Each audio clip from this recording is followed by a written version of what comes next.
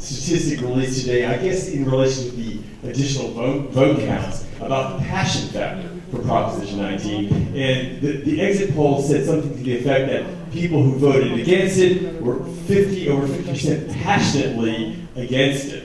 And those who voted in favor of it were 19% passionately for it. And so I have a question for the audience before I let our last two panelists comment on this. How many voted for Proposition 19?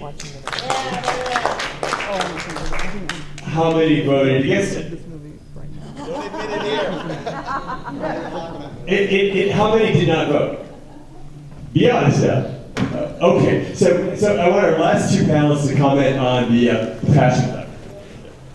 I'm normally a gentleman, but the lady next to me said she wanted me to speak, and I want the people out here to hear me in about a minute or 90 seconds. I'm a person living with AIDS who used to dress movie stars like Denzel Washington and worked at Western Costume and saved the Hollywood sign in 1978. I grew up gay and met Dennis Perone in the 70s. And when I was dying in 1994, I went to see him, and he said, open up a cannabis club in LA. I opened the first cannabis club, the first medical marijuana expo, the first marijuana magazine, LA Gem, and the first marijuana hotel in America, which many of you seen on CNN, the Hotel Normandy. And I was on the no side, as well as Dennis Perone, and I believe my dearly departed friend, therefore M. Carrere, asked me to fight the taxation of marijuana.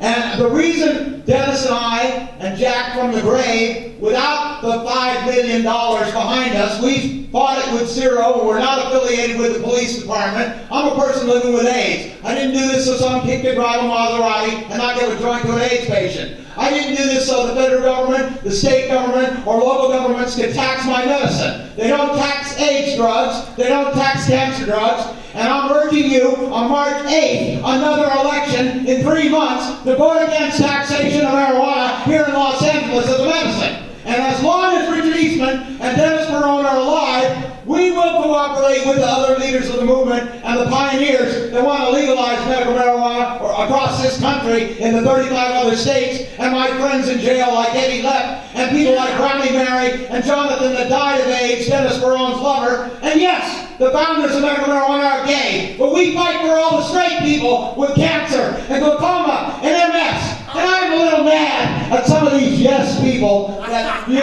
made a big joke at Dennis Perone and I, because, I almost died 5 times in the last 15 years to free the weed and get the greed out of the weed, and I will continue to fight on my way to Chicago to re-elect the president, because when I was in Denver of 2008, leading 3,000 people, chanting free the weed, the president listened to us. And I don't believe he will reschedule it in this term, but if you vote for President Obama, I believe in his second term, with the stroke of a pen, he will reschedule marijuana as a medicine, which will make all this smooth and move.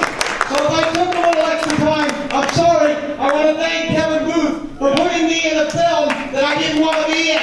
I don't like to be filmed because a lot of these people, Super Jaime, Snoop Dogg, Puff Puff Couture, CNN, Newsweek, they don't even buy me a glass of water. The government pays for my AIDS meds, they pay for my rent, but you, the people, are allowing me to free the weed. So when I run for LA City Council in a year or two, in the 13th district, when Eric Garcetti is turned out, we'll get a good ordinance, because this ordinance is going to sunset, and it's going to end, and it ain't over with till the fat lady sings, "Thank you very much for allowing me to speak."